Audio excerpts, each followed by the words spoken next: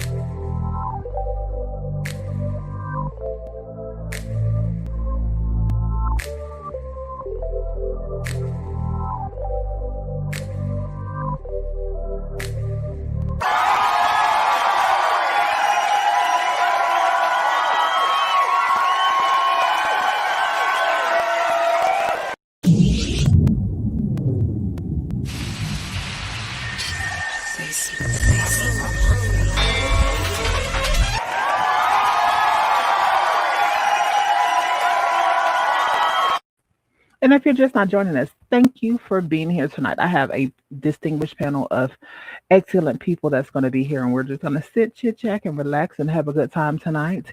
If you forgot who they are, help me welcome to the stage none other than Lee,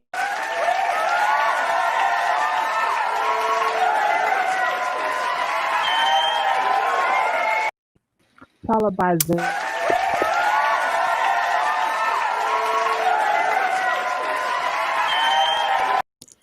And of course, I'm the one and only. I am Miss Jasmine Divine. You will be on the Divine Zone with me. So, purpose of Divine Zone is, a hot adult conversation, judgment free zone. So that's what we do here. Don't forget to like, share, and subscribe as you're coming into the room. There's been a lot going on, y'all. How are y'all doing tonight? I'm pretty good. I'm doing well. Happy to be here after this long day. Yes, Uh-huh. it's been a workout for a lot of different people today. Stress comes in a lot of different ways. So before we get started, y'all, I just want to take and post some of the it's okay to not be okay. Let's talk about it. It's going to be the topic of our discussion tonight. We're going to be dealing with mental health, with bipolarism, different other disorders. And once again, I'm going to show you those hotline numbers. So if you feel like that you are at a point that you need to really talk to people, we do have the national hotline there for mental illness, the Trayvon Project. Um, and each one of the panelists has a couple things that they want to talk about tonight. Let's keep in mind, y'all, that this is a trying time for everybody. Let's keep our fellow sister, Tamar Braxton, in our prayers tonight because she is going through things like, well, so is everybody else. But, let's keep her in prayer. Let's keep Kanye in prayer too. Um, Everybody goes through something, so there's no need to be, downing a person at their lowest.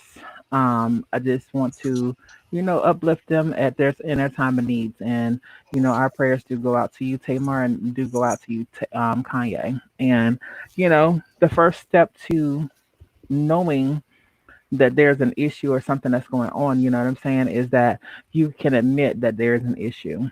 So, without further ado, y'all, so our hot topics this evening is mental health awareness. We're spreading the awareness of mental health, and it's very important. And then part two of it is going to be um, can you be trans, attracted, and gay, and or straight? And is it a fetish or is it something real? So it's a lot to take and go on with. I'm gonna open the floor up to y'all tonight. You know, I'm the ones that's running off at the mouth and stuff, but I'm gonna let y'all have an opportunity to say whatever y'all feel. Welcome in Go Go, welcome in Diva, welcome in D Star. KG, what's going on, babe? The evolution of Ville is in the house with us this evening. All right, y'all have the floor.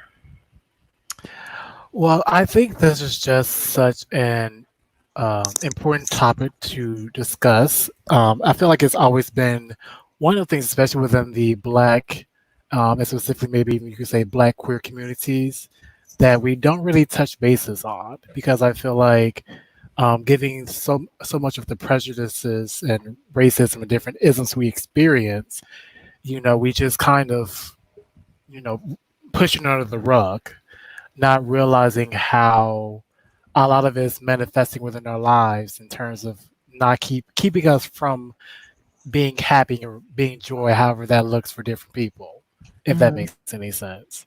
So I think this is definitely a great discussion to have. I know I've had my own personal experience with anxiety, depression, things of that nature. So I'm definitely just honored to even be here on your show and to be able to just discuss these things and hopefully um, we can maybe even if we even just touch one person who may be like, you know what, I might need to seek some help just to get myself well again because you deserve to heal, you deserve to get well, Right. um, and that's just what I want to start with. That little opening, at least. And yeah, this may not be hype and exciting right now, y'all, but it's something that I feel like that we really do need to talk about because we have major, reality stars and, major musicians. And with the 19 going around, a lot of people are feeling the pressure of that. And I'm just, like I said, I'm just opening up the floor and we're just going to have this talk. Welcome in, y'all. Coco D is in the house with us tonight. Welcome in, baby. Zalin, I just got the email with the stuff on there, so you can talk and I'll try to load up as quick as I can, babe. Okay. So one thing I do want to talk about, kind of going off of what my sibling has said. So this isn't talked about a lot. We really need to talk about it more. So and also I also want to talk about another topic, but I'll do it a little bit later. But the kind of throwaway words phrase that we have now called self care that people like to throw at people when they start to talk about their issues and stuff like that. Oh, you need to start making sure that you take care of yourself and this, that, and the third.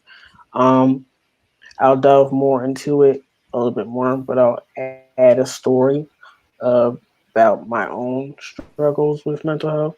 So, uh, it really, to be honest, I've gone through low self esteem and being bullied since like 8 years old when I was in second grade. So that's Mm-hmm. when I started getting bullied. And then until probably my second year, my actually no, my first year of high school was where I had enough and it was a huge outburst. So before that, I went into a deep depression um, where I almost took my life. I was probably this close to taking my life. I decided to uh, go downstairs. The last thing I was going to do, because if you guys don't know, I like to dance a lot. So the last thing I was going to do, this was my plan. So I was going to go down to my basement. I was going to bring a butcher knife down after I was done dancing and then slit my throat. So that was my plan. Luckily, as you can see, I didn't do it. because by that time somebody intervened and sent me texts of how much they cared about me, how much they loved me, and all this other stuff. So that, thank God, saved me. But a lot of people don't have that. A lot of people don't get that last text that's gonna rearrange their brain enough to let them stop. So they'll go through it and actually attempt it. And some people might make it, and some people might not make it. And for some people that are going through depression, especially deep depression where you want to take your life, the fact that you're alive makes it even worse for you. So I also want to bring that topic in as well. So that's where I'll start, and we can continue. Well, I know Yeah, personally definitely. for dealing with suicide attempts, because a lot of, like I said, in our community, and like y'all have mentioned, in our community, we really don't take the opportunity to um go and talk to someone about it, because the first thing that's in the black community, they say, oh, man up, or um what is man up, and then God to fix it all. Well, God didn't take and make people here or give them the knowledge and the wisdom to take and become, medical professionals that can help diagnose you, not only help diagnose you, but get you on a regimen. Maybe it's not just pills. Maybe it's a regimen of, have you thought about writing this down, or whatever the case may be, or they point you in the direction of, hey, there's an active group here that you can actually go to, and you can release that, or with like with the psychotherapist, you can go into their office, and you feel safe and comfortable speaking and talking to those people, because you know that that's not going any further than there. So you know I think this is a very needed conversation, because a lot of people don't understand, being in this life, that you get badgered and beaten on all the time, especially when you call yourself trans. You have a whole nother barrel of foolishness that you go with it. And then I can imagine with Lee, all of the extra that you go with, because you're non-binary.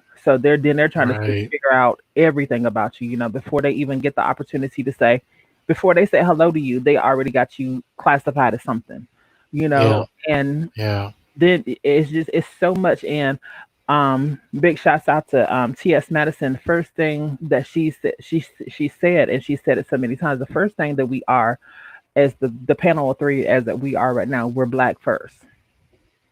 On top of being black, then we're queer. On top of being queer, then it breaks down to, well, the two of us are, and then Zion is bisexual, and then that's another whole nother thing that they'll say, oh, there's no such thing as bisexual, yada yada yada, and all this kind of stuff. You know what I'm saying? So we each deal with our own verdict, and then I got it even a little bit worse than them, because what I'm saying, I'm sitting up here, I'm in my thing, and why do you want to transition from one sex to the other sex? And you just get it from all pieces, and you never really truly get a time just to say, "Whew, I'm okay." And then when you feel like you've got to that point that you're okay, then people still badger you and beat you down. So I understand it. Like I said, y'all have the floor. I have your all four of your charts pulled up. So whenever you get ready to go through the charts, you tell me how you want me to go through the charts. I'm 100%. Let me get some music going though, y'all, so we can live this up a little bit. Go ahead, baby. So one thing I definitely want to speak on for me, I have really, really bad anxiety, and I've had bad anxiety all my life. Part of it is due to trauma, because I think one thing when I was little, I did go through some stuff, and one definitely my father abandoning me affected me a lot. So I always kind of grew up almost forcing myself into isolation. Definitely a depression, like silent in my adolescent and definitely teenage years. I did was suicidal. Had at least from what I can remember, at least two attempts.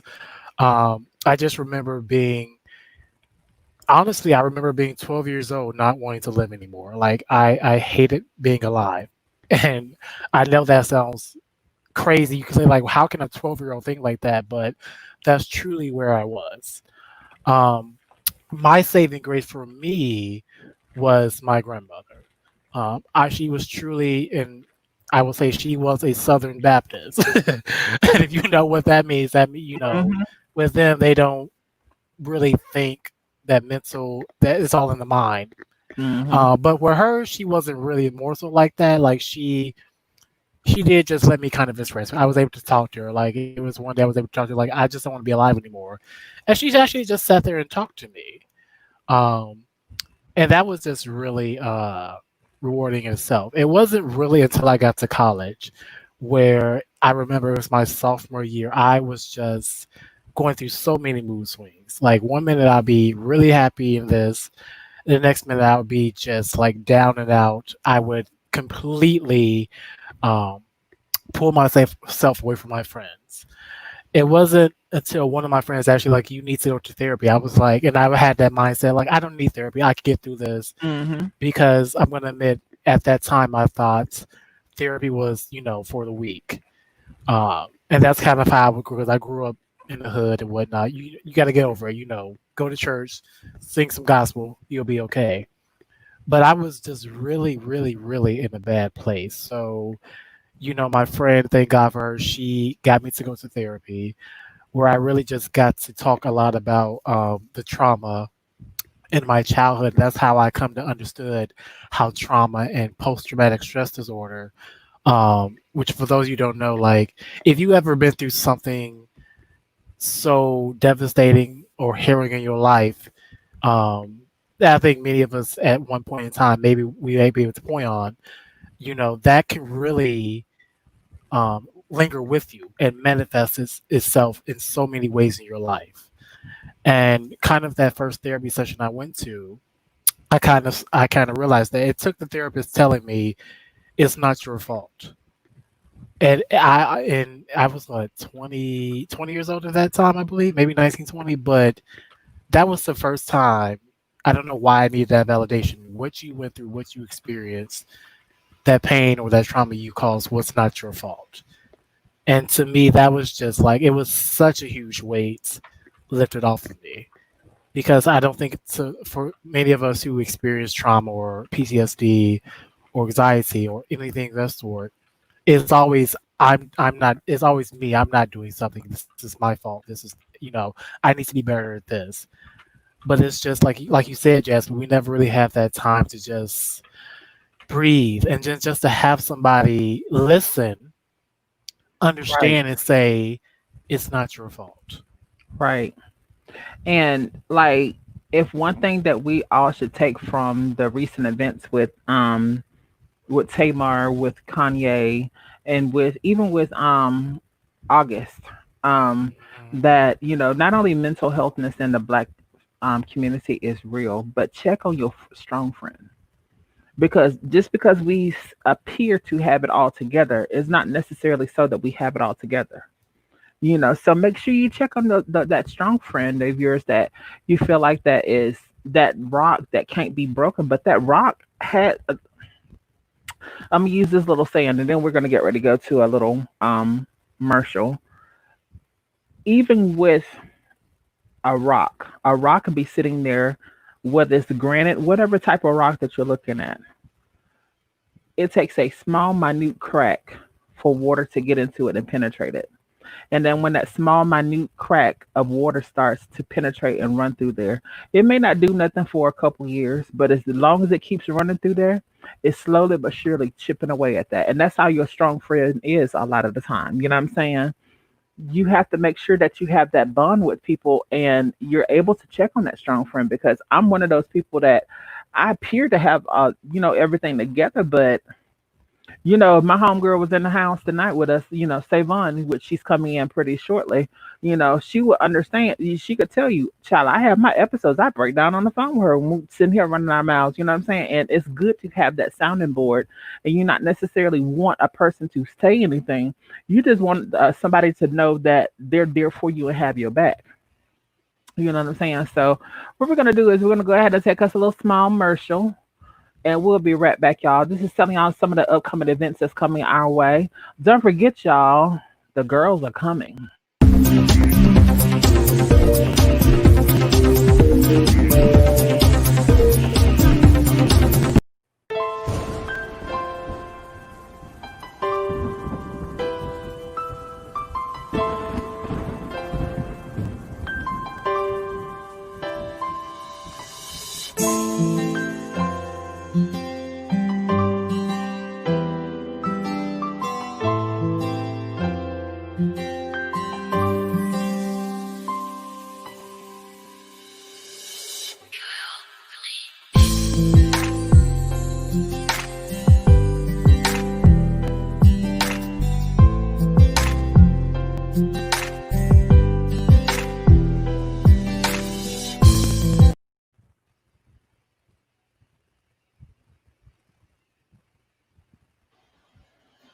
So don't forget, y'all, we are talking about mental health just in a whole where none of us are licensed therapists. It's just our words and our thoughts and from our own personal experience. I do want to take and put up here again that this is just our thoughts and our opinions on the situation. Um, and everything we're using and talking about tonight, you know what I'm saying? This is under the Fair Act use. So we're just grabbing information and we're trying to share information with people. But don't forget, we are not licensed therapists. We're just a panel of friends having a conversation with a group of friends so we can take and sit there and have a good time with each other. Don't forget to check on your strong friends. So, Zalan, you do have the floor, baby. Okay, so Jasmine, can you pull up the graphic with the black woman and black men for 1 second for a Okay. minute? Okay, so we have a couple of graphics I just want to read out so you guys have a better understanding of what we're kind of talking about. So these are some statistics. So 96% of African Americans believe that depression is a personal sign of weakness. 56% of African Americans believe that depression is a normal sign of aging. And then if you look at the stats, the green being black people and the red being white people, treatment, received treatment, we're at 8.7% compared to 16% when it comes to white men and women. And then when it comes to received meds, um, we uh, get 62% of it, and uh, white people get more than 100%. And there's a lot of the factors that contribute to this reception of mental health services is the distrust of the medical field, poverty, economic factors, access to services, and lack of understanding. And also, when you think of health insurance, um, insurance plays a role as 20.8% of African Americans were uninsured versus 11.7 of whites at the time of the survey that they just took for this graphic right here for Affordable Care Act in 2011. So not only, as Jasmine said, and as Maddie always says, we're all black first. So the first thing that people see is our blackness first. Hmm. And disparities that we have as black people are some of the first things that we had to deal with while walking throughout this world.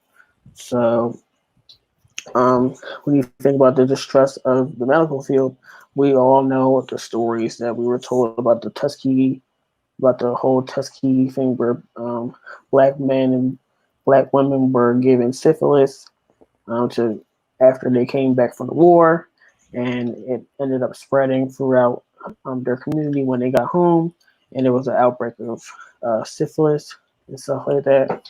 So that's a big thing. Then we have the whole thing with uh, Henrietta Lynch, I believe. That whole situation with Henrietta Lynch and her cells being pretty much taken by the government and used however they see fit to create drugs and stuff like that. But her family wasn't able to salvage anything from Henrietta Lynch. So we have examples of that Which one? across the board. No, it's just not that, but you can go to the next graphic. Which one, babe? The United Uh, States or the circle or the hexagons? the United States. And to make it even more clear, 13.4% of the U.S. population identifies as Black or African American.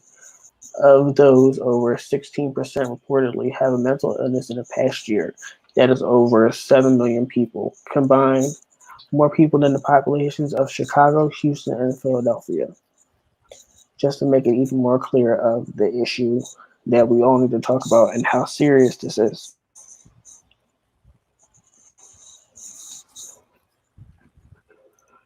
My So, mouse wasn't working. I'm sorry. I'm trying to move fast. You talking, but mouse slowed up. So I it's had to. fine. Um, The other one's kind of similar, but the the kind of hexagon, the one with the circles. Can you put that one up as well? Okay. So also, I'm going to talk about this a little bit more later after the interviews. But how race, ethnicity, culture influence mental health. So communication, verbal or nonverbal, how and where people seek help, how doctors interact, stigma and shame around mental illness, how people perceive and cope with mental illness, manifestations of symptoms, and family and community support is directly in the middle. So we have all these factors that can contribute to either a positive outlook on seeking mental health or a negative. So It's amazing to me that we are it's 2020, and we in a black community, and I'm not trying to down us, but we in the black community still have the stigmatization that you can't go to a therapist, and that's just like that's why a lot of us are in the conditions that we have, like with as the older people would say, the sugar and this, that, and the third, because they don't want to get up and go and get checked.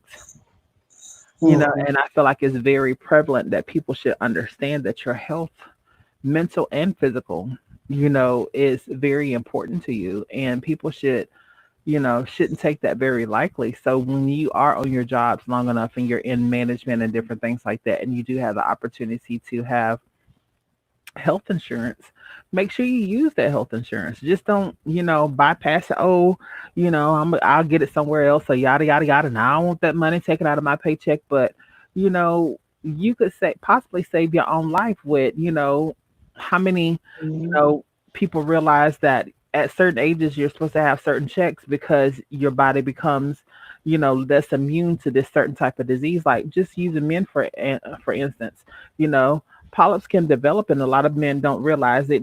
If it develops in the anus, you can get cancer. You can get um cancer of the colon and stuff that way, and people don't realize that. You know what I'm saying? You have to be pro yourself. If nobody else takes that opportunity to be pro for you, you have to be pro for yourself. And Lee, exactly. go ahead, babe. So one thing I will say that Zada definitely touched on a great point is there's such a distrust with the medical and overall in all aspects, physical, mental, um, health fields. I mean, I used to work heavily in healthcare. One of them being um, working for. Um, I used to be a pretty much a care coordinator supervisor, which basically working between the healthcare providers, the insurers, and the patient. So I was kind of like the liaison between all of those people. And one of the things I've always experienced was the providers, the medical doctors, they will always come and tell me, oh, well, this patient has to take their medicine. It could be medicine for their diabetes or medicine for the bipolarism. But a lot of the things that these doctors, most of them being not black and not from our experiences, they were blaming the patient, which is such a unfortunately a common thing in terms of treatment within the physical and mental health realms. Um, because many of the people I used to work with, yeah, they weren't able to, get to the doctor or they weren't able to get to their therapist, but that's because they were trying to file for an eviction or they was in a domestic situation or they were watching, if it was a child, they were watching their mother getting beat by some boyfriend or stepdaddy. So when you think about mental health, it's like, well, why do I need to go to a therapist for? So he just could tell me it's my fault, or the whole medical field has used our people for the wrong reasons. And I think if you think it from a historic perspective, Hmm. going from the time of slavery, from the time we were ripped from Africa, we were free in Africa, doing our thing, but these ships came over and chained us, a free people, and brought us over here. We were whipped, forced into Hold on, unthinkable. hold on, just 1 second, baby. Hold your thought right there, just 1 second. Savon just came in, y'all. Welcome her in.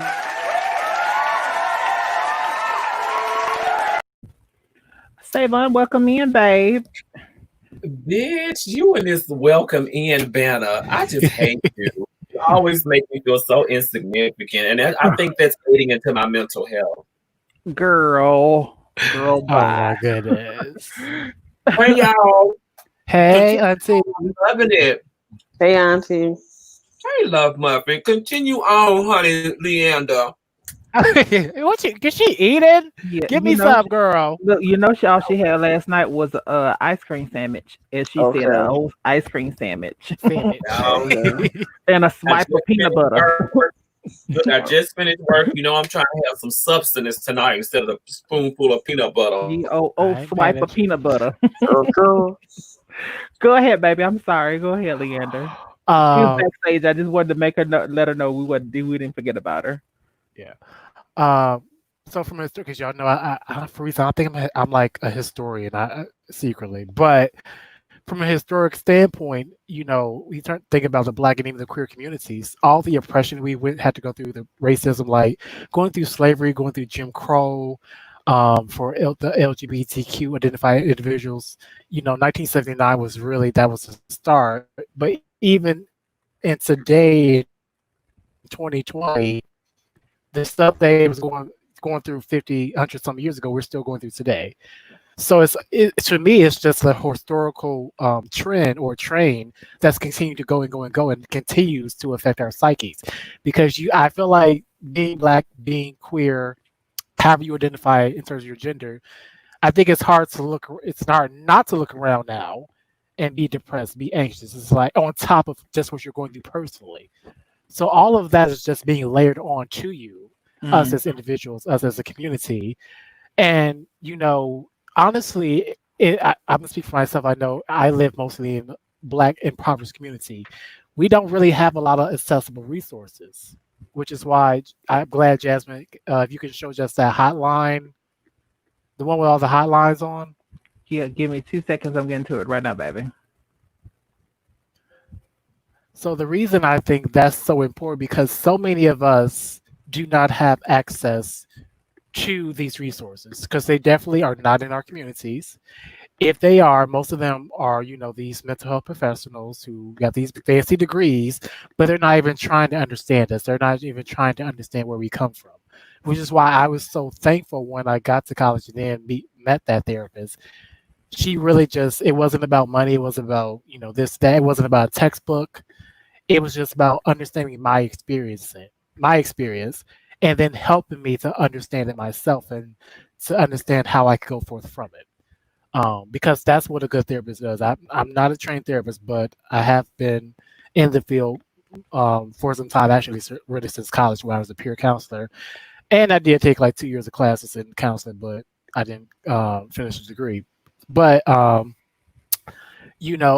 really good therapist is someone who helps you, doesn't give you the answers. They really awake what's within you, that real self, to find your answers. Because how I like to think about it is all of that depression, all of that trauma, all of those issues or illnesses really tend to hold down who you truly are, which is why I think, which is how I see it, why we're so unhappy with ourselves, Right. why we're experiencing so much dysfunction, so much just sadness. It's like you're not getting it out. We don't have the resources or accessible resources as certain counterparts might have. Um, and I think even when you think about discussing it among friends, I don't know if it's, this whole thing we're doing. I don't think that really. Maybe I'm wrong, but I don't think this happens between individual groups or cliques. Like, can you really go to your friend and say, I've been depressed? And if you can, what would be the response? Would it be the usual response, like, you're just weak, you're this? Or are Right. they going to really take concern and try to get you help? And that's the biggest thing I feel like that we should all understand that, I keep going back to it, but it's so prevalent, check on that strong friend. Because, if you have some people that are, weaker minded, they don't mind letting you see them cry and this, that, and the third. But when you've been taught that you have to hold your emotions in and you can't let this show, you can't let that show, you become desensitized to showing people your emotions. So when you get to that breaking point, like my last episode of me dealing with suicide attempt or whatever was 3, 4 years ago, so it's still prevalent. It's something that I don't really have to deal with as much now because I know what my triggers are. So I work on not being a part of, not letting people get me to that point of me triggering it up. But, until you get to that point, like, what do you do? And before Savon has something to say, y'all, we're going to go to a quick little commercial. Don't forget, y'all, the divas are coming.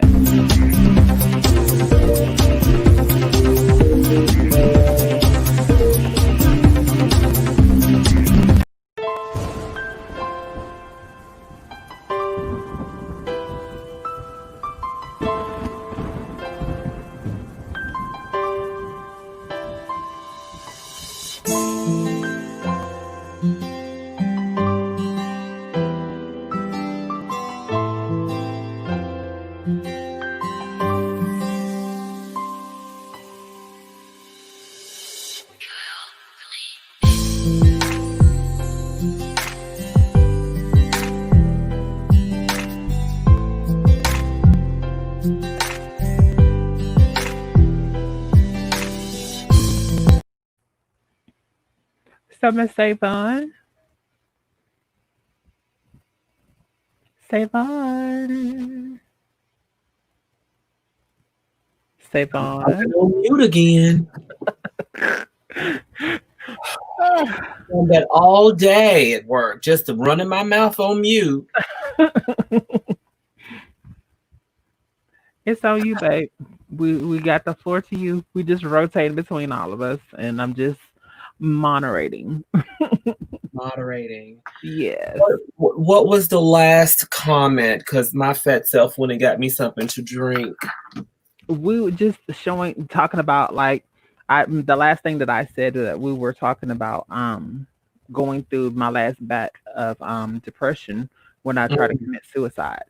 So, just making sure that we're checking on those strong friends is really what it is. What I have to say, I have to agree with what Xylent had also touched on the history around African Americans and our stance around getting mental help being a shameful thing, Mm-hmm. or the fact that if we seek mental health, we are, and I'm using quotations, alluding to the fact that God can't help us and can't fix us. Because the one thing that I absolutely loathe is when someone tells you to just pray about it. Right. I do believe in God, and I also believe in a higher being and the fact that he can do all things, but I also believe in common sense. And when there's a struggle and there are people that can help walk you through your struggles to a resolution, I think that he gives us wisdom to reach out and find those key people to get the help that we need. Right. A lot of times when we're trying to do it alone, our own inabilities and mental challenges causes us to not even see our own way. COVID-19 is a prime example of me learning more about my daily mental challenges. It has made me identify the things that I do to automatically not address the issue. If I'm feeling down, bitch, I'll go spend $5,000 on a person, be like, bitch, now I feel better. And then after that high is gone, I'm still facing the same problems. And Right. now my bank account looks stupid. You get what I'm saying? Like, so then there's that, because I'm not dealing with my issues at hand. I don't even know why I feel that way. Right. Yes, Silent. So I just want to agree with you, Savon, and kind of go on Leander's point about you having friends that you can actually speak to about your mental health and if you're going through some struggles. So thankfully, I do have a group of black queer friends that I can go to, and we regularly talk about it. Um, we have a Facebook group um, that readily go through. Probably every other few days, we might post something on Facebook that's pretty much about health, mental health, and like our coping mechanisms. And Mhm. like today, we actually had something where we were talking about like some of our negative coping mechanisms. Mhm. Uh, and for me, I know one of mine's is uh, self isolation Yep. and eating. Yep. So naturally, I'm an introvert in the first place. So if I'm not able to express it, I'll automatically self isolate in the first. So even more than I already am kind of isolated in the beginning, and then also since that self isolation happens, uh, I kind of feel trapped. So then I need to uh, kind of have some type of control. Mhm. So me eating is a kind of a sense of control over my environment. So if I can regulate how much I eat, or if I'm just like I feel like eating today as much as I want to, um, and that's pretty much some of my coping mechanisms. It didn't like really come till now Mhm. that I started writing it out, probably eighth grade. After the suicide attempt, I started writing. Just click the link in the card. Sorry about that. I clicked something. Um, so what was I saying? Oh So yes. At the So eighth grade. at eighth grade, so after the suicide attempt, I started writing a lot more music, so that helped me cope, and then also just writing stuff down. Period. So if I was feeling any way, I would just write it down. I kind of have been lax, especially during COVID, because it's kind of been like a roller coaster of trauma for oh me. my God, yes. So, uh, unfortunately, there's been a lot of death since July 1st Mhm. for me. So there's been a lot of death pretty much right after each other. So I've Mhm. been dealing with that, and then Yeah. working at the job I work at, it's not like they really care that much because it's pretty much business as usual Yep. because everybody needs masks and they need their items to help them cope Yep. while they're at home. So people are buying stuff to Yeah. try and cope with their own issues. So I understand that, but it also is a stressor for people that have to still go out in COVID while having to deal with the traumas that they haven't been able to address yet. So I just want to speak on that, but No, you I can continue. I think that's fair because of the fact I have identified those negative coping mechanisms for myself. And I'm one of those people who will always front facing look like I've got my shit together and I have no struggles. And I don't like people to see my struggles because I've always viewed it as a sign of weakness. Right, Um, and it's not because anybody has made me feel like that, because my mom has always made me feel like I can talk to her about anything. But however, being a transgender woman in a corporate structure where there's a bunch of men there, you can't show your weaknesses. You can't right, show your card. You have to push through it regardless because they're waiting for you to act typical in some fashion and Mm, be so, and then on top of that, I absolutely. just have trust issues. I don't trust people. I feel like people tend to want to know the thing so they can use it against you later. That's how I felt. And Bambi said something in the comment that he asked, "Do you think some Christians only think they can talk to their pastors, bishops, or preachers instead of a therapist?" I think it's been safe historically for us to speak to our preachers and our bishops and our therapists because they're in the community witnessing those same struggles and a part of those same struggles. Sometimes when looking and working with the therapist, you don't feel a connect. Let me speak on my own experience. I don't feel a connection, you know what I'm saying, with them because I don't feel like they can identify with what I'm going through.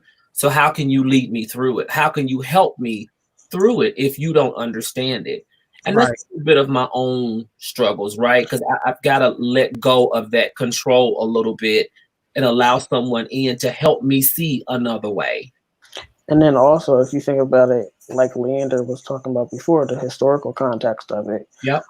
Before that, the only thing we really had for the black community was church. Yes. That's how we formed all our movements for us giving civil rights and all that other stuff. So church was pretty much the mecca of everything that we had to use to try and battle our mental health. We weren't talking about it for real with Yeah. these pastors, but that was the only safe haven we had at the time. So Yeah. it continued to grow until we kind of have this I would say codependent codependency when it comes to the church Mhm. in the black community, where it's like if it's not church, then what is it? And I And and I feel like before Leander speaks, I feel like I don't want to take away from that experience and how instrumental, our leaders are in that space because they are. I don't like the ones that all they want to do is throw a Bible passage at me and finagle it to mean something that it really doesn't. If you read the Mm. context before and after, it has nothing to do with what you just told me. And that's where you learning and reading, and as the Bible says, studying to show yourself approved Hmm. for yourself so that people can't pass that bullshit off to you. Um, but I'm gonna pause for a second and let Leander speak only because, girl, this is a subject for me that it just is a subject for me that. Take your time, baby. take Take your your time. time, Yeah, Savon. I get it. I get it, girl. So yeah. That's why I say to people, check on your strong friends. Yes. When Hmm. I don't hear something from her, or she don't hear something from me in days, like even though we have not been friends like everybody else, and we didn't typically meet the way that everybody else meet, we have formed a friendship over these last 4 months, and it's been a solid bond because a lot of the struggles I go through, she done went through, or vice versa, and it's different. It's a little bit different when you are a woman of the trans experience and you are a woman of color. And Mhm. people don't understand, like, we go through 10 times more than, say, for instance, with Xylent that's, right now and, dealing with a gay relationship, but at any time could be like, I don't want to be dealing with it so I can go back, on the straight side of things, being bisexual. It's completely different. Or being someone that blends in. And I'm 5'11", 6 foot. Savon's 6 foot. Girl, But six. okay, a war girl. I'm sorry, I didn't Yes, mean girl, new strong girl. Don't look, don't take my inch. but with us walking around and people just assume that we just got all this together and our skin is so tough. But damn, I mean, when we on hormones, body going through changes. And after your body going through changes, then you still got to deal with all of the extra stuff that goes along with it. And people don't value us. So I understand. And that's why I can't stress it enough. Check on your strong friends, the ones especially that seems to have it all together. Check on them. And I can even speak from the whole church thing. I I was blessed. I do have a mother that is an apostle. And I think by me breaking the mold of what people has taught her for so many years, because ignorance is taught from one generation to the next. And until you actually have to face it head on, people don't realize, especially in the clergy, people don't realize, okay, so this is what's going on. This is how I have to take and I have to deal with this. You know what I'm saying? So I'm glad that she's on a different path than she was, because it took, a lot of stuff that I was going through personally to break, not only break her down, because me and my mom are like this. Me and my mom, basically best friends, and being up underneath, I was when I was in Detroit, I was underneath the a openly gay um bishop. He wasn't practicing anymore, but he was openly gay or whatever. And I just think those different parts of who I ultimately became out to be, who I am today. So I understand that. And people just have to understand, like, it's something serious. And I'm gonna let you speak, um Lily, and then we're gonna go to a commercial right after that. Oh yeah. Zyla, I definitely understand that self isolation because I think for me, um, so my grandmother died like literally 3 months after I graduated college. Like I remember walking into the house and putting the degree in her hand. And I don't know for some reason, she's the one who raised me, who taught me everything. When I came out, she was pretty much the only person in the family at that time who accepted me for who I was. She didn't understand it, but she was like, "Hey, okay, you still my grandson. I love you." Um, and she was always the one pushing me to go to college, this and that. And when I finally was able to get home from college, did my 4 years, got the degree, all that, put in her hands, and I remember telling her we did it, and then she just looked so proud. And then 3 months after that, I saw her on a ventilator, um, and then I will never forget the phone call. It was literally 4 o'clock, and I remember the night before. Um, for some reason, I hadn't prayed in a long time because at that time I feel like I wasn't done with God, but because of what the church had taught me, I didn't matter. So to me, that was kind of the first time in years I actually got to my knees, like, Lord, please don't take her away from me. And then the next morning at 4:08 a.m., I got the phone call that she was gone. Um, and honestly, since that time, I've just been in self isolation, um, self medicating, using alcohol, using weed. Honestly, it would be times I would literally lock myself in the house all weekend and just have a drink, have a smoke, and just t- not think about it. Um, and even now, it's just like this year has really brought up a lot of that, like thinking like, or brought me to the realization that I myself have not dealt with that grief yet, and is still bringing me a lot of anxiety, depression, and all of that. Especially now as I'm coming into my own understanding my own gender identity right now.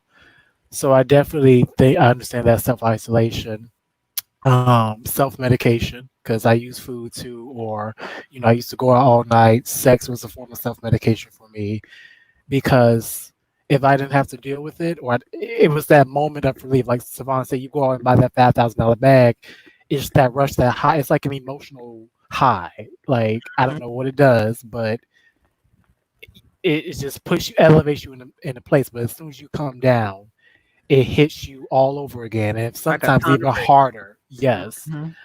and for several years. I mean, even now, I think that's honestly something I'm never really gonna be completely over.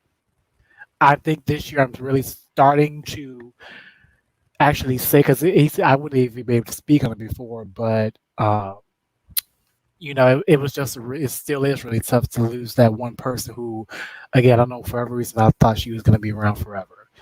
So I definitely think that when you're thinking about mental illness, thinking about how do you self-medicate, because all forms of self-medication isn't bad. Like Zylan said, he eventually started writing and started making music, and that's great. Releasing it in a healthy way. But are you self-medic? If you are, going through these, how are you self-medicating? How are you doing that self-care to alleviate the pain that you're going through? If that makes any sense. Right. Well, we're going to take a small little commercial, y'all. We'll be right back. I just want to let everyone know that my mother and I are going to get our armpits waxed together at a later date. We're also going to get our buttholes waxed. Right? Oh no, we not. No, no, no.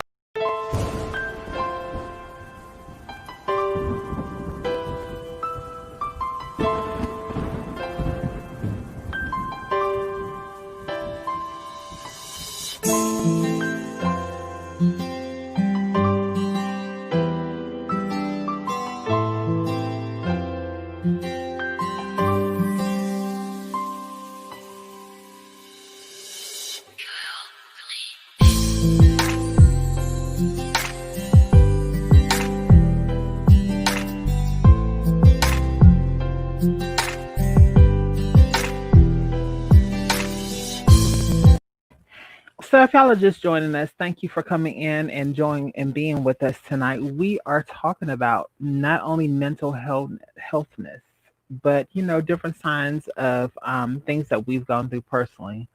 Um, don't forget to like, share, and subscribe as you're coming in now. Bambi actually had a not Bambi, but the His and His show, and I thank you for being here tonight. Actually had a question to pose to us on the panel. As how often, and I guess this could be for everyone. How often do we step away from social media and just enjoy the present? Put away the phones and just breathe. Um, I think that's more of a personal question, depending on what your needs are and what you have to do. Um, Everyone knows I am definitely not on social media as much as I was a couple months ago. And it doesn't have as much to do about me working more in the salon being back open as much as it has to do with the fact that social media, for those who are in social media as creators, it is a whole nother beast and world. Mm-hmm. And although it can be quite lucrative for those who put the time and work into it and have good, consistent content, it also can be quite draining. Absolutely. So I feel that with that, you have to look at your situation. You have to look at, are you balancing life, work, relationships, or if those things aren't an issue, are you balancing what you need for yourself to make sure that you're giving your best self in your content that you're presenting out there? I pretty much have stated, I've got 3 good days that I know that people are going to always see me, and that's going to be on Saturdays, Sundays, and then Tuesdays, between two shows. Other than that, it's not about me not wanting to support anything. It's about me just being able to balance my life with a multitude of other things that make life great. Right. So I can show up and be present. And then also take a moment to get out of my own way. Right. That's very powerful. You saying that. Say that one more time. Get out of my own way. Because that's COVID-19 has taught me, that I am my problem. Right. Now, how do I get her together? And that's where I'm at now. How do I get her together? So, and even to piggyback off of what you're saying there, like with Miss Kovanisha, people that got married, now they're questioning why they got married.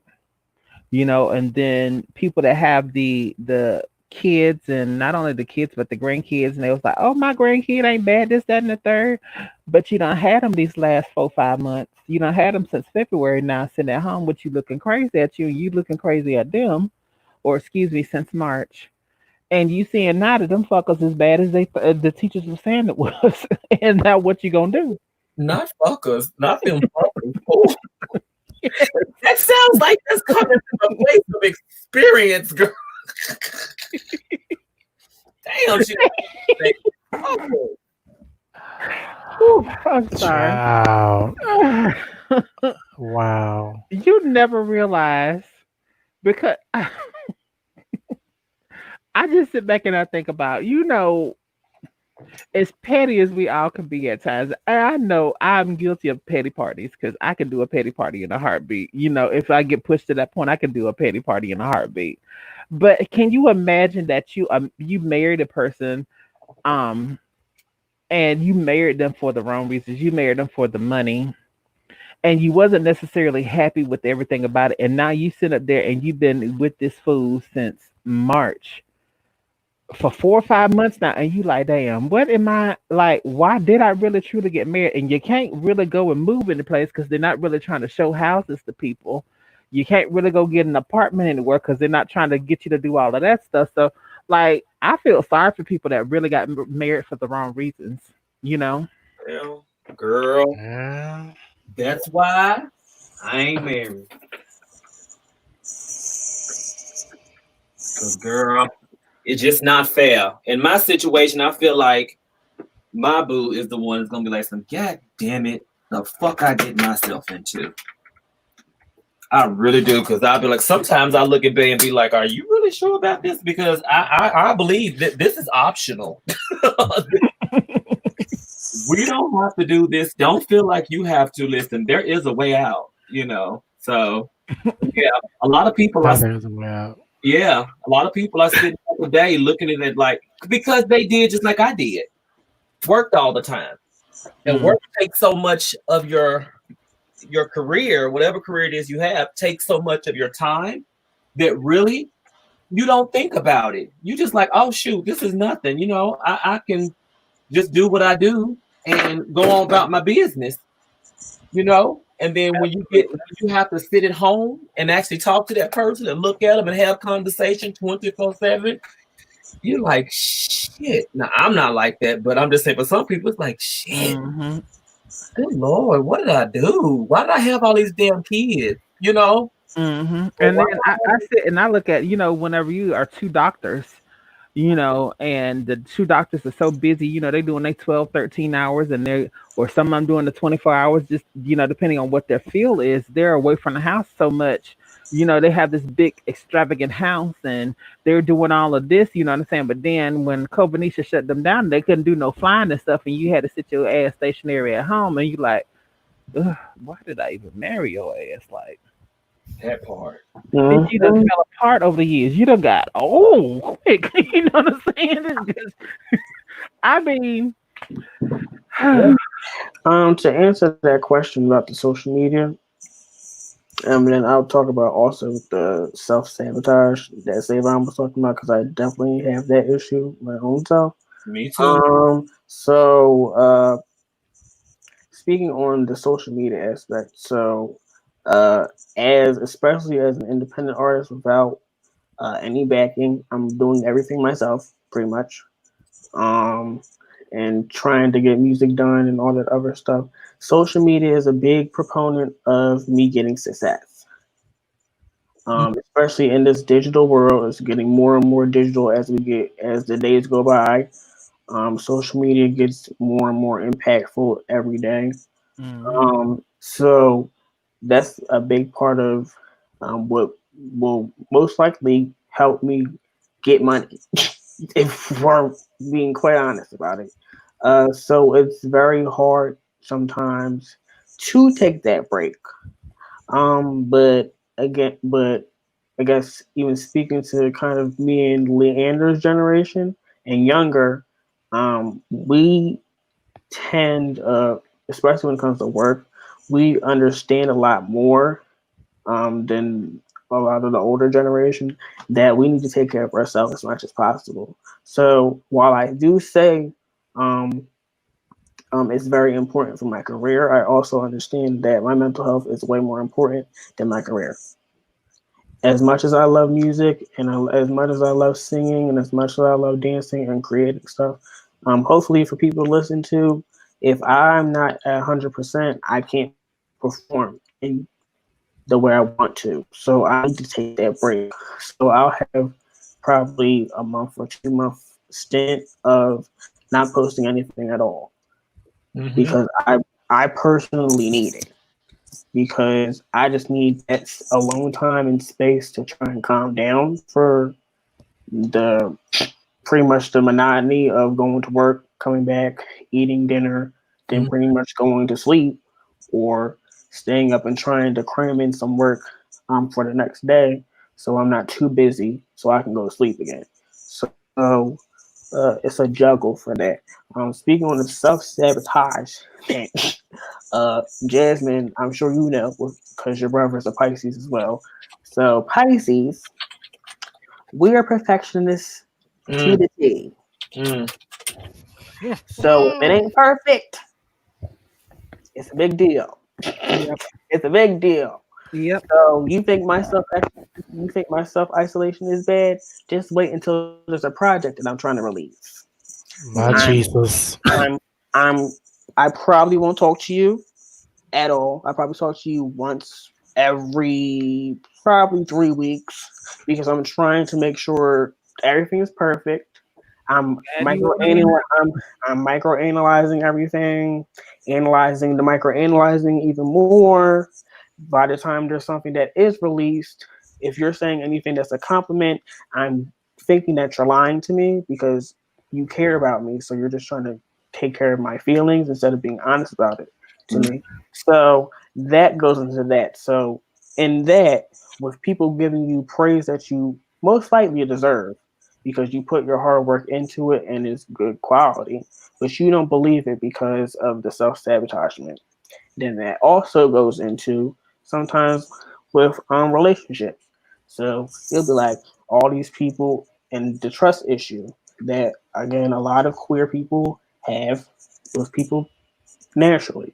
We've been brought up getting teased and told that who we are and what we are is wrong and everything like that. So we're used to people being our friends for a season and then out of nowhere we're bitter enemies. Woo! So just out of nowhere we're bitter Oh enemies. well, that's Well, Um, challenges coming and in yeah, creating something. so it's a you know, constant battle of keeping the defense up, keeping it down, and then that goes into relationships. So when you get into a relationship with somebody and they actually give a fuck about your ass, you don't know how to open up because you're so used to having to fight all the time. right. So And yeah, I completely understand what you're saying with that. I just feel like that's more or less like something that we as a queer community, because we do have that guard up all the time, that we don't know how to take compliments. Because Savannah sit here and tell you she's right here on the live. I ain't gonna lie, so I ain't gonna lie on her. When Savannah used to tell me, girl, the Mercers used to this, that, and the third, and I used to tell her, girl, okay. I mean, I didn't believe it until I had my epiphany moment. And even with y'all, I had my epiphany moment when I actually got my new system and I saw what y'all saw for the first time. I'm like, well, damn, I guess I actually did do something that looked at, because I always doubted that, oh, she just being nice, or they just being nice or whatever like that. And I really, truly did not see what y'all saw until, what, a week or two ago, whenever I got my new system. So, okay, then I see and I understand what y'all are saying. So I understand the self sabotaging. and then speaking to that, Jazz, about how you finally realized it. Funny after so uh I just randomly when I was looking through my photos to try and figure out my YouTube channel, my old YouTube. So I was going through some old pictures. There was an old video of me doing one of my first performances live, solo, that I ever did. So during that time, of course, the perfectionist, the whole Pisces and all that was happening. So I was critiquing it to the team. Everything was wrong. But looking back at it, almost 4 years ago, it happened. I actually heard everything that everybody was saying that was good about it. And it took 4 years for that to happen. And me randomly looking at it I for me understand. to accept it. So We, sometimes it takes time.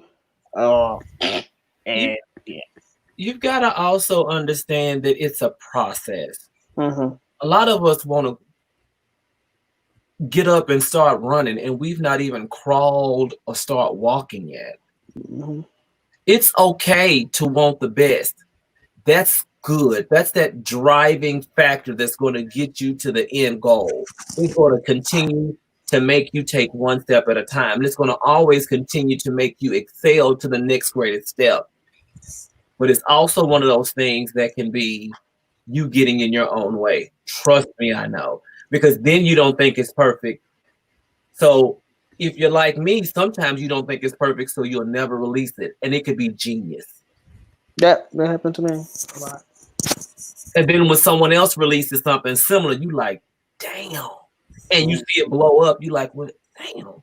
So sometimes you just gotta put it out there and start. I remember telling the same thing to Jasmine.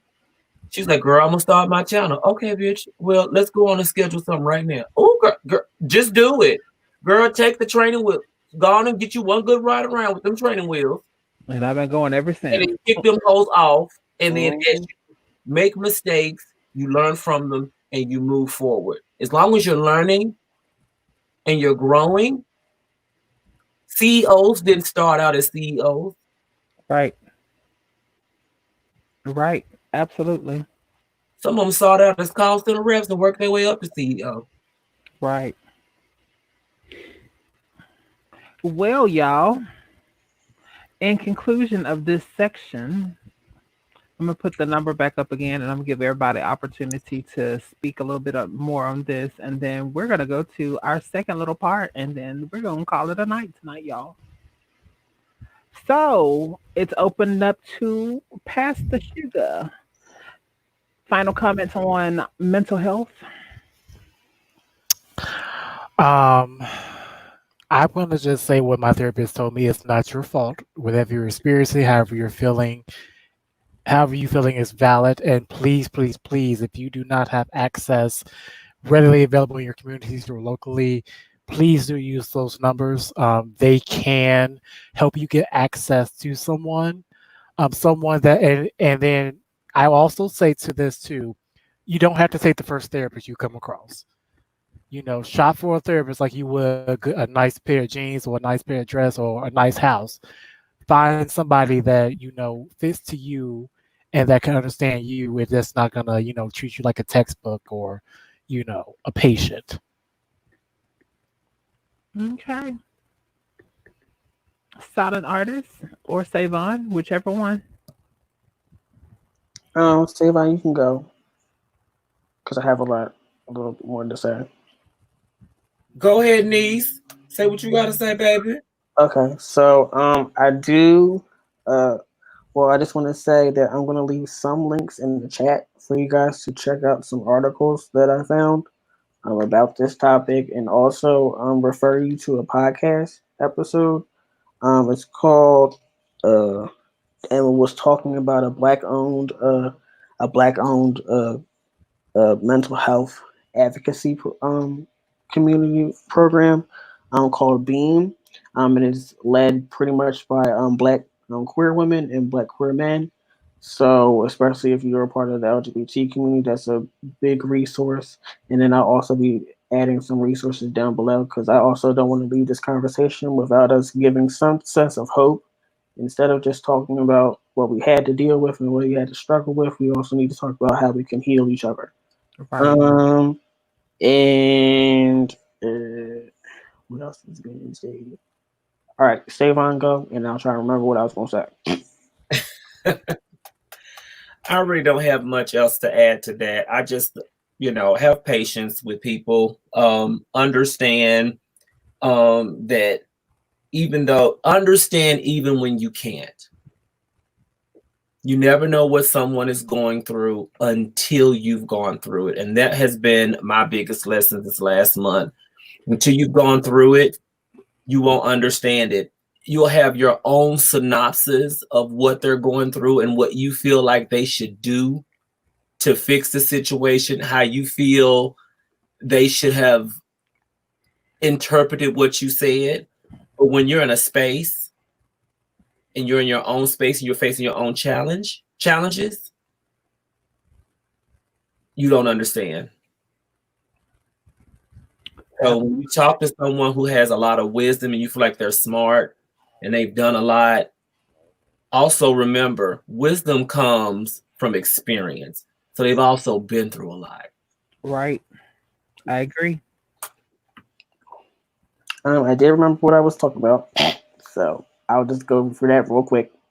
Okay, so the podcast episode I was talking about, the name of the podcast is called "Eat, Pray, Thought," and it's led by a black gay man, and they were talking to the organization, somebody from the organization that I was talking about called Beam. Again, I'll leave all this content in the chat below so you guys can find it. And also, I'm going to leave an article talking about self-care and kind of the issues that a lot of black people have with the kind of the capitalization of self-care, because self-care has become more of a marketing ploy than really what it's supposed to be about, which is us taking care of ourselves and taking care of each other.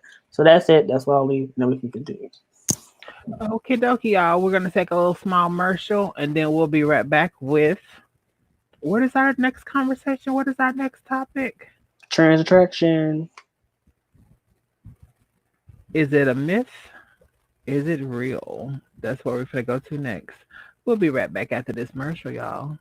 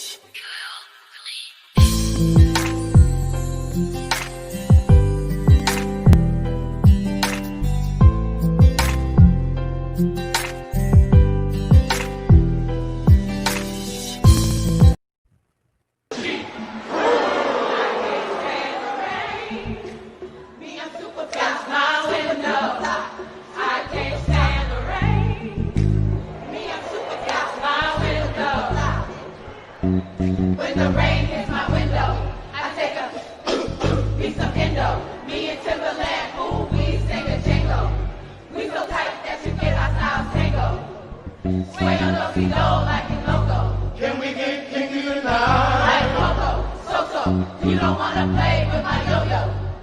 I smoke my hydro on the D-Lo. I can't stand the rain against my window. I can't stand the rain against my window. Do it, do it, do it.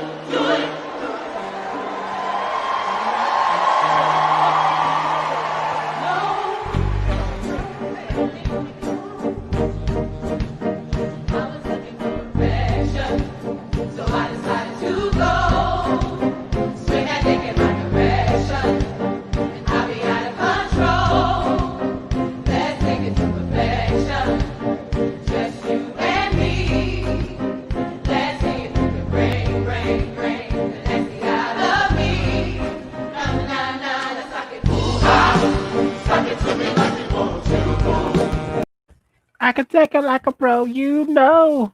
My hormones talking like oh, we back. Hey, what's going on, y'all? What's going on? So, trans attractors. Ugh. Ugh. How we gonna start this off? So, I don't know. I was sitting and I was thinking, when I be thinking and stuff, because I be thinking sometimes. So I was sitting and I was thinking this. Nowadays a lot of people um are, you know, being a trans man or a trans woman is not a fetish or a secret. There's so many people now that are coming out saying that they are trans attractive and they enjoy not only being with trans women but trans men. And I've been hearing a lot lately that a lot of the queer men or the gay men, they enjoy the company of a trans man. And for people that don't understand what trans men are um they are women biologically that trans over to becoming a male, and they may not have had a lot of the different surgeries or whatever like that, but that's how they identify. So I know personally some of our panelists and some of the people that are in the audience, we've all had conversations about it or whatever like that, and I'm just curious, like, what is it that attracts you to you know, a trans man or a trans woman? And that's just my question tonight. So everybody gonna mute their damn mics now. Ain't nobody gonna say nothing. Give me 1 second, Jason. I'm trying to give everybody the links in the chat. Now. Okay. I'm like, everybody gonna mute their You mics. wanna Ain't nobody talk gonna say nothing? Who likes what? So I'm with Bambi. What I am baby talking about? infatuated with trans men. And I'm going to say more than an infatuation. Well, I can only say it's an infatuation. Sorry, let me clarify, because I've not been with a trans man yet. But maybe, hopefully, before I pass away, I'll be able to have that experience. Just because it's a lot of reasons why I personally would love to get to know a trans man if my relationship ever fails. Just because of the fact that I feel like, I don't know, it's just a lot of deep personal reasons why. I'll leave that on the table. But as far as trans attraction, I have an experience with someone who I still know to this day that, people tell us, oh my God, I've never had feelings like this with anybody but you. We as the girls or the boys or the gays or whatever, we hear that all the time. And sometimes it's gay. You like, bitch, you say that to every bitch you busted. You know what I'm saying? And then, okay, don't be trying to make me feel special. And then some situations, it's real. Like, I had to learn throughout the years, this one particular person, like, has had no interest with anyone else, has led a pretty hetero life. Our entanglement was one of the you know I had to niece, was one of those things that it really is a situation where it was just our connection. He couldn't explain it, I couldn't explain it, but I do believe that you can be attracted to someone and have a connection with someone, and that typically does not fit the bill for what you typically would be attracted to. So I do believe that a straight man can be in a situationship or an entanglement and not necessarily be into other girls, other gays, other anything. Like I believe it can happen because it's happened to me. It took me several years to believe him because I thought it was game this whole time, but it can't happen. I apologize. I had to step off screen for a second. My mother needed me. That's all right. I guess I can speak to at least my attraction. A lot of it has been trans men, but I also am attracted to trans women as well. I feel like what comes with the attraction to both trans men and trans women, uh, just I feel not that I understand at all because I don't. But I feel like there's when it comes to a lot of the stuff I've dealt with throughout my life, with dealing with my own femininity and how that has been kind of a barrier to some of the relationships I was able to have because of my femininity, and even going to what Jasmine said earlier, um, there is this common misconception that uh, when you are bisexual that you can just let go of that relationship and return back to the regular life of straightness. But if you present feminine, which usually I present more feminine, I can't access that kind of privilege. Like somebody that is more masculine presenting will be able to kind of uh, fade into the shadows or pass, as the term used to be back in the day that we still pretty much use now. So Quote unquote straight. I mean yeah, trade. yeah. So I wouldn't have that kind of uh, like invisibility cloak. Let's just say that the invisibility cloak of going back to that. So I kind of understand in a kind of sort of parallel way, not like automatically, but I kind of see that and I understand that they're human. So if we have a connection, we have a connection. It shouldn't matter what your gender used to be. You're who you are now at this point. So I feel like that's what attracts me to them. Um, well, for me, I definitely, I mean, I'm attracted to men, and for when I say men, it includes trans men. So, because I don't really make a distinction between if you were how you were born and whether you transitioned or not. For me, if you're a man, you're a man. So, now I will say, I think, and coming to understand my own non-binary gender identity, um, I think if I were ever somewhere in the future, maybe to get into a relationship or even thought about that, I think I would like for it to be a trans man with a trans man just because I feel like, and this is me just assuming and just maybe getting the experience, I feel like I would get the respect in terms of my own gender identity, in terms of using my correct pronouns and all of that other stuff. I feel like they would get that aspect. Whereas when I'm dating, regular cis men, whether I identify as gay or straight, that's one of the issues I always have. Is like, okay, yeah, we're messing around this and that, but you honestly just see me as a feminine man, which aesthetically I might what I look like, but that's not who I am. Like I don't identify as man or woman, and to me, I don't want to be with anybody who doesn't acknowledge that, who doesn't take me for as I am. Don't take me for how I look or for what society says I am. Take me for, if I express to you and show you who I am, be able to take that and I won't like to say respect it because you damn sure gonna respect me, but in terms of love, be able to love me for who I am. And I think for me, a trans man will be able to understand that more so than cis men. I get that. That's what I was trying to say, but you said it much more eloquently than I did.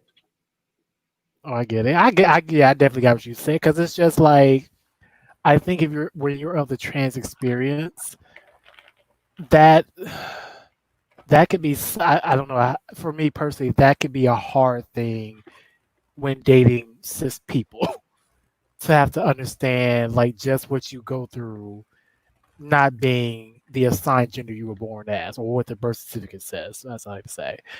That's a whole I want to say other ballpark, but that's the whole dimension itself that I feel like most cis people, unless you're really like, within the trans ally and really have trans friends and been around them as they were transitioning and really experience that with them, that most cis people just really don't understand.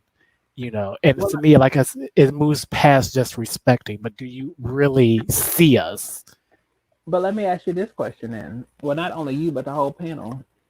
So, with you saying that, I find a lot of the times that it's a lot of the stupid comes from like whenever you were in high school with people or in college with people or whatever, they knew you going through your transitioning or whatever. I find that that's where a lot of the ignorance to me comes in at because they still want to call you the he's and all those kind of things like that. I'm like, fool, do you see a man standing in front of you? Biologically, yes, but I'm presenting to you female. And I found that even with ignorant family members, because ignorant family members will try to embarrass you in a heartbeat, especially when you got your shit together, you're looking good, feeling good, and they get you getting more play than they are, then they're gonna really try to take and put your business out there. Yeah. So I understand, but I'm just not. I with me, I understand the. I can understand and I can respect the wanting the dating of the trans man, but outside of the and maybe I'm wrong for this, and I'm not trying to be biased or hurt anybody's feelings or make anybody mad, but I can see the vision, and I can even be like, well, damn, that is a sexy man.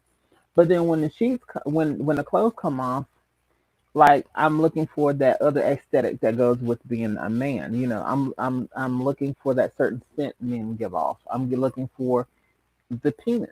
You know what I'm saying? And I can't like Girl. I can't sit up here and be like, yeah, I'm finna, climb on top of you and do my business like they said in The Color Purple. You know what I'm saying? I'm just gonna be like, well, we can play patty cake together, or it ain't a whole bunch I'm gonna be able to do. So, I mean, I'm not trying to be ignorant. Is what I'm trying to say is I that think I can understand that, but I'm not trying to be ignorant. It's just not my cup of tea. Yeah, we all, you like what you like. I don't think it's about making anyone feel the way they feel. I just don't. For me, it's not about the genitalia itself. Not for me, it isn't. It's more than that. For a while, I thought that maybe it was, but as I've evolved and being someone of the trans experience who is so versatile, it can't be just about the genitalia. You know what I'm saying? That's just like I that would got be it. equivalent of someone saying there'll be equivalent of a man saying, oh my God, you giving me woman. Oh my God, you so beautiful. You so all these things, but I mean, all I see is woman, but then when you take your clothes off, I'm expecting to see a vagina, and I see this baseball and these two balls and this bat looking at me, and we finna sword fight. Like, it's the same thing. And Yeah, I that get could be that. fun too. Yeah, I get that, but I'm just like I mean, I I get it. don't think I You could like what you function. like. You know what I'm saying? I don't think I could Yeah. function like that. You like what you like, and that's Like what you okay. like. Yeah, that is okay. That you don't have to be apologetic about it. I mean, you like what you like. Um, I don't know. Bambi asked, do you think you could identify with a trans man because it's a similar experience? No, for me, it's not about the experience as much as it's about, the connection. I feel like there could be a really deep connection there. A lot of the trans men that I've met, they are men. They are actual men, but they're also men that are really in tune with their emotions. It's kind of weird. I'm not gonna say Oh, weird. that sounds so sexy. It's not weird. It's more right. It's like a fantasy, right? They're into their emotions. So you know they like what they like and they're passionate about it. And then you know you guys can understand how each other feel from a trans experience too. I don't know. I haven't experienced it, so I'm just guessing. But this just kind of been my thing. But it also does make sense though, because they're coming from a different experience altogether, where they were taught and socialized that emotions were okay. Yeah. Now, when they're transitioning into what society deems as how a man is supposed to act, they're also fighting that as well, because they're so used to understanding their emotions and being able to talk about it before they trans over into manhood. I will say, I feel like trans men are a hell of a lot sexier than cis men. That's just me. But and for any trans man I come across, I don't care. And they don't have to be all muscular and all this, but to me, honestly, you don't really know they're a trans man, but I don't know why. But when they identify as trans, or they come out or express that, oh yes, they've transitioned. For me, I don't know, that kicks in, just like I kick into the emotional overdrive. Like it's like, and I don't. It's not more so a fetish. It's more so again related to that. It's an experience, and not to say I can understand that whole transitioning experience, but I can understand the whole coming into your own identity and defining your own identity despite whatever society says, despite what the birth certificate says, all of that stuff. So that's for me where the big connection is. I like, or Savon, I don't care about the genitalia for me. But do you not think that a lot of people take a look at us and be like, okay, so it's a fetish and it's something that I want to knock over before I leave here? You know, like it's one of your part of your I bucket list or whatever like that. believe that that is true as well. The two things can happen at once. Yeah, that's true. People And can then it's people you can know, and be fair with their attraction, and then people can be unfair with their attraction. It just depends on that person naturally is. it's just Well, like, that's the first thing that they say is, oh, there's no such thing as bisexual men. You know, you're either one or the other. But then when you find one, then I know I've personally heard this, and so I can safely say this. You know, I've had women that come to me, oh, you wanna, and why do you want to do that and all this, and you ain't never had pussy like mine before, and they can take and change you, ma'am, ma'am. I've never had it. Don't want it. I'm good, ma'am. You have a good day. And I don't understand why every female feel like that they have the golden pussy that theirs is going to be the one to change you back. they think, oh, chat. That's a whole that. Oh, chat. Well, girl, that's another conversation for Okay. another day. No, All I I mean, will say, but it corresponds with what we're talking about right it now. does, Like, it does. But I'm gonna say the reason why I'm saying this because my statement that I'm about to say right now. okay, A lot of the socialization is that, um, especially if you have a more masculine presented gay man specifically, or a masculine presented bi man, uh, black men, black women have been socialized, and I can't speak for black women, but from what I have heard and seen through some things, is that there's a lack of good black men for them to be married to, date, and create a family with. So when they find out that somebody that they were attracted to is part of the community, it's like it's a loss. I'll be ready to cuss some heifers out because where are they Yeah, at in our community? yeah. So let it's a me come. loss. Oh, that's such a loss. Are you such a loss, Yeah. So, but bitch? again, that's Bye. another topic where we should have some cis hetero women on here to talk about that topic because I can't speak for them. What go get Jetty? I know she in the audience. Go, you wanna? No. Go, you wanna come on? Convert a coochie. Why did you just act like that auntie that's in the projects? Just yell Okay. Right. all. While she eating Girl. too. While she eating. That's what made it work. Did Diva want to say convert a coochie? Oh, Does that Diva, do exist? you want to come on? oh my God. Diva, what? What the All hell is right now. that? So That listen, sounds nasty. I am Oh my god. y'all No, know I'm multitasking, so I'm gonna love Diva y'all. one, bitch. When I tell you I love Diva one. Good night, y'all. Wait. Convertible coochie. Go Gadget is coming. Listen, you guys have a great evening. I'm multitasking, so I must leave. I must say good night to all our friends. Good We night, enjoyed you. Auntie. I hope you like the new Y'all. intro on my show. What you say, baby? I said I hope you like your new intro on my show. Did you see it? I did see where you introduced me when I came in. I'm like, this bitch is always doing. Now I gotta go back and redo my shit. Bye. Good. If y'all Ciao. don't know who that is, that's Savon from the Savon Experience. She has a show each and every Saturday night at 9 p.m. It's the Savon Experience. Probably presents the Saturday Night Social Club. That's you can find her at Savon. That's SAVON 111. Go Gadget. Check your text messages. I sent you the link. Mm. We're gonna talk a little bit longer, y'all, and then we finna get ready to get out of here. I don't held y'all hostage long enough. If she hop on here, I don't know where she at. Ooh, I just realized I'm so ghetto, and I'm just sitting up here eating and chewing and stuff, and just I'm sorry, y'all. Don't forget to like, share, What and that subscribe mouth as you do? come in. Mm. We need to ask someone what their throat do. But Uh, while we waiting on Go, you so I stupid. have something for y'all.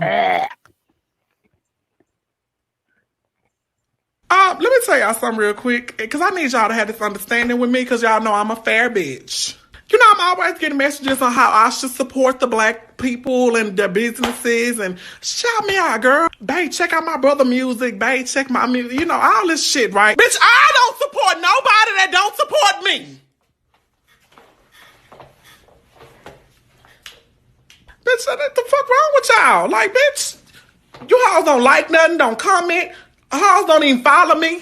Come on, man. Fuck you. Fuck you. Support that. Support fuck you.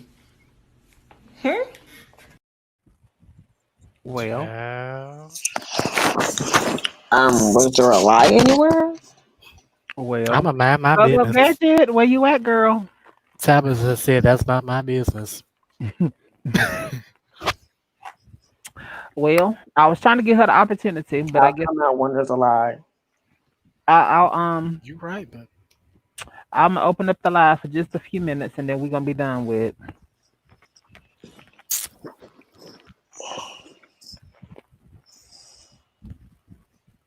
Mm-hmm.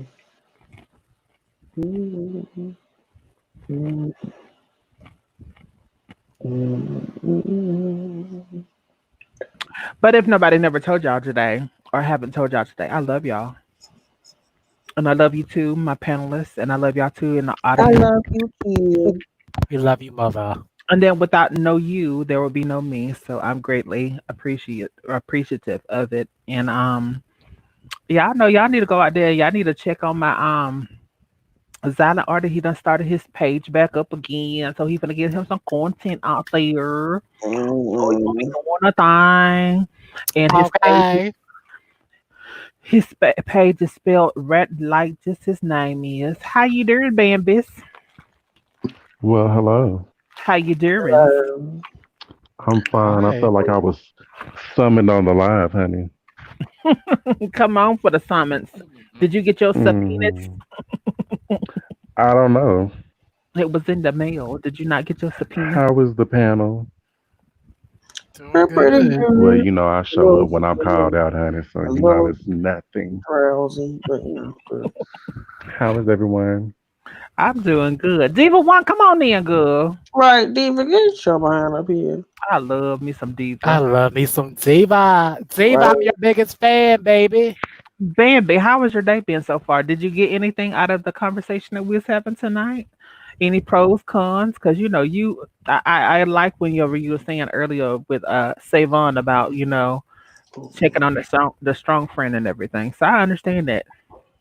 I think when people think that you're the strong one and you tend to check on everybody else and look out for everybody else, people tend to forget that you still go through it yourself. Um, and because you have it all held together, they just assume that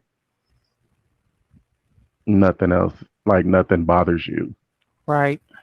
When in actuality, sometimes that is a front, because you have people depending on you or looking up to you. They just don't assume that you could be going through anything yourself. And then I also related with Leander when um, Leander was speaking on,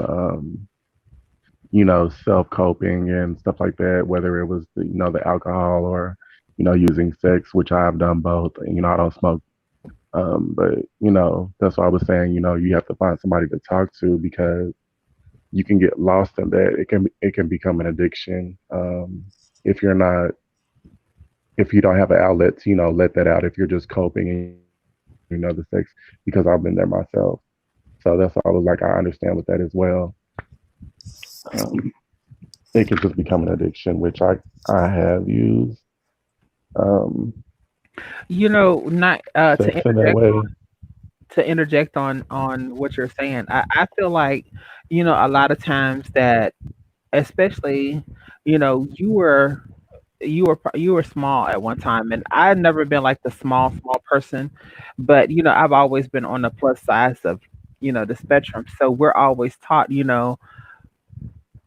not always taught, but we're shown that we can take and run to food and using those as crutches and handles and stuff. So I agree with you 110%. Like, we have to find something that's more positive in order to get that out with, instead of taking, and using different things, and then they turn into, like you're saying, addictions. I agree. Right. Even with what Zyla was saying when he said he was, you use food and stuff like that. I think we all kind of do that, but Mhm. because I'll pick up something to eat in a minute. Yep. Yep. Well, But speaking of the devil. She finally come in. Hey, huzzy. Hey, I couldn't get my shit working. Lord have mercy, Jesus. yeah, here she come in all Get your loud. girl, get your friend. Somebody get your friend. Hi, Bridget. Hey, Bridget girl. Hey, I can't come on camera because Girl. I'm doing my braids. So I look a mess. Girl. I understand. It's been many times I used the avatar. I'm taking my braids down. Okay, now what was the question? Lord have Her mercy. Bridget Do girl. you okay, so when we were talking, do you feel like when quote unquote straight women feel like that they have the pussy to change any gay or trans woman back heterosexual? Do you feel like that's a fair statement? No, and I have no idea why they think that. I have no idea because I've never thought that. I never But thought, straight whoa. men think that as well. Hmm. Yep.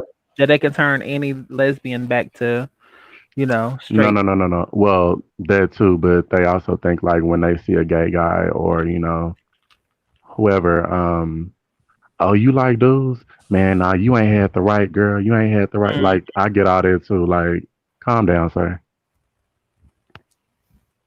right. And That's then because they we try were socialized like that. to introduce you to the Oh, homeboy. I got a girl for you. I'll be like, mm-mm. Yep. And I find it more so in, I really find that ignorance stigma in the black community a lot, you know. And I can only really speak from the black. Well, I have black, white, Indian, and Mexican in my bloodline, Hey, D-Man. and so we have a little bit of everybody that comes around. But Mm. it's so prevalent in the black community, and even going back to you know the black church. The black church can fix everything, and it can't. Sometimes you need to talk to people outside of that so you can understand it. Because unless that pastor, minister, bishop, whoever has had a gay experience, how could you ever talk to someone that's had that experience? That's how I feel. I think Now, people within the church. Go ahead, Bridget. no, I was saying I was going to just say, go ahead, talk about the church because I'm about to say something nasty. But go ahead. Well, I think people in the church. I guess as long as you don't identify as something else other than what you're supposed to be brought up on, Hmm. it's fine as long as you don't identify with that because there's a lot of gays, bisexual, queers in the church. But as long as they don't identify that or, they don't accept that, it's fine. Once you start identifying as that, then it's a problem. Even if the pastor gets down or you heard about the music of ministry, the minister of music, um, all of that. And then I had asked a question in the chat earlier. Has anybody on the panel had to sit through the gay sermon Yes. when they were younger Yes. Yes. Mm-hmm. Most definitely. and just sit there and then you're looking around because everybody hooping and hollering, "Amen." But and then you're sitting there feeling uncomfortable. But it's like if you get up and leave, like I had to listen to that before I was actually out. So Hmm. you're sitting there uncomfortable. Then you're sitting there like, "Oh, this is how y'all act." Okay. And people don't realize that's where church comes in at. You know what I'm saying? You get hurt in the church and it turns you away from the church. Mm-hmm. And a lot of us are raised in the church, but we get that church hurt so bad we just don't want to be bothered with the church anymore. Like Mm-hmm. you're like, why even put yourself through it?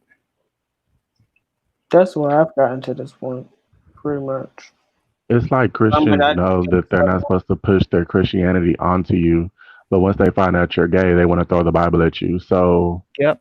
either well, you're not supposed to push Christianity on you, or like it's like pick one, pick a Right. struggle. Which one is it? well, to be honest, if we're talking about it, Christianity was pushed on us, and then it was pushed on It's on us. everybody else. So we're kind of redoing it to other people. If we're being honest, unfortunately, we're not supposed to do it, but that's what it Yeah, turns but I out. I mean like when they push it, say that somebody doesn't know Christ and you go out and you're trying to bring someone into the church. It's like you try to teach them about God. You're not pushing God on them. But when they find out that you're gay, it's like, oh, we got to throw the Bible at him and tell Hmm. him this verse and do this verse and why you're like this, why this is wrong, why this is an abomination, and all of that. Hmm. Absolutely. I Yep. agree. Well, y'all, I feel like that we have came to an end, and Mm. I feel like that we are at a point that we're gonna close. I'm gonna leave y'all with one more video, and then y'all know what we're gonna do next. We're gonna do our final thoughts from everyone that's coming in, and we're gonna get up out of here. I think it's time. Um, Hey, I really do. I think it's time. Mhm. So don't forget, coming up this, coming up in 2 weeks, we have.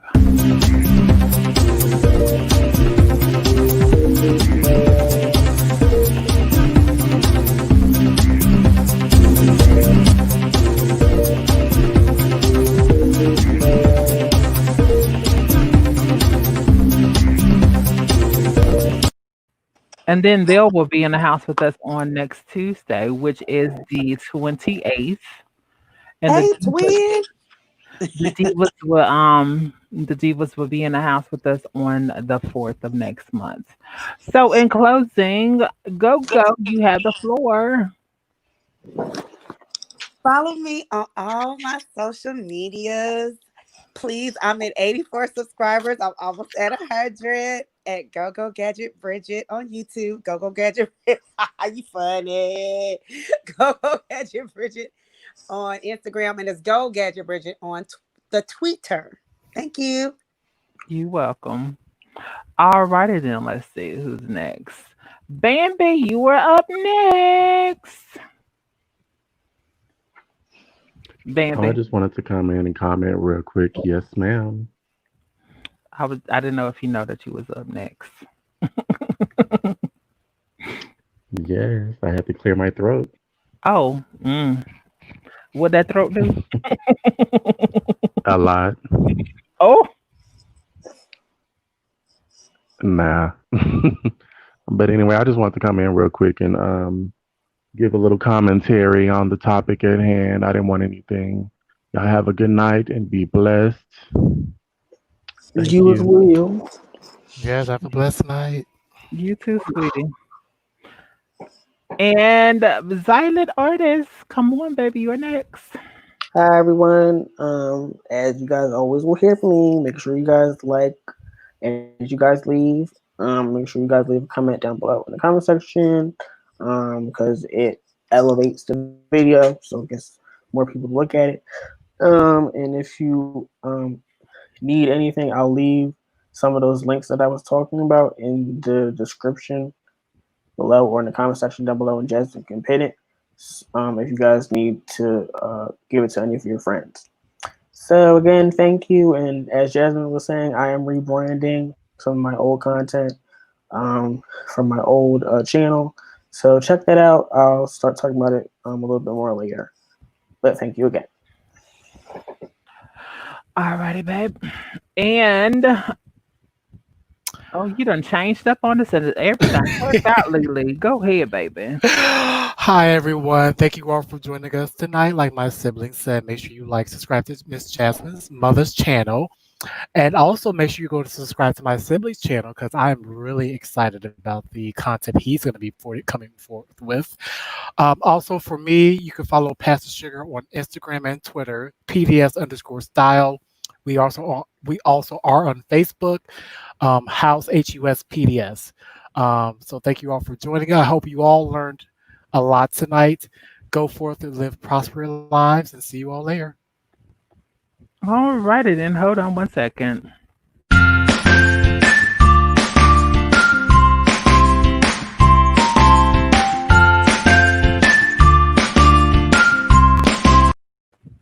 So we've come to the end of the show, and I'm so sad to see you go. But I like to thank each and every one of my panelists for coming in tonight and sharing their experiences with us. Once again, we are not licensed therapists; we are just a group of friends sharing our experience with you. If you'd like to, don't forget to like, share, and subscribe. This was the Divine Zone. I am Divine. Myself, herself, she self, their self, and all of those, all in between.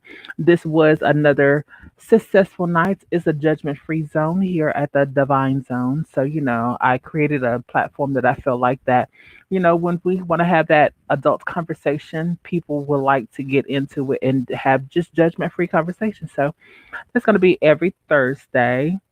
We're going to have different topics. Some of them are going to be more risque and others. And, I feel like sometimes we just need to be educated on some things. And this is something that we definitely needed to take and check into and see exactly what was what. But until then, don't forget to like, share, and subscribe as you're leaving out the night. I do thank each and every one of y'all, and y'all have a blessed night.